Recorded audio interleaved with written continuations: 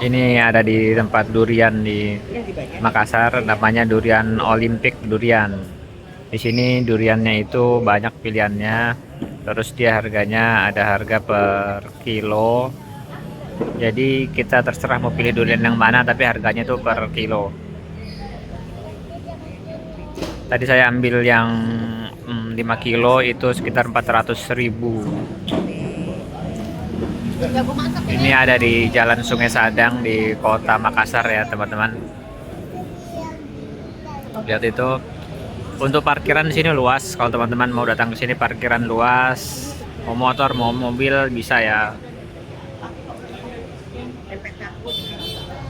Ini di setiap meja itu ada minumannya. Terus di bawah mejanya itu ada ember. Itu embernya untuk bungkus untuk taruh kulit durian atau biji durian yang sudah kita makan teman-teman.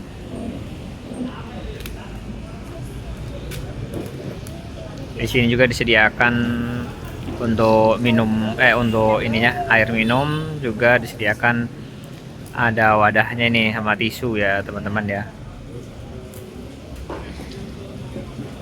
Kalau wastafel juga ada, wastafel di sebelah sana itu ada wastafel.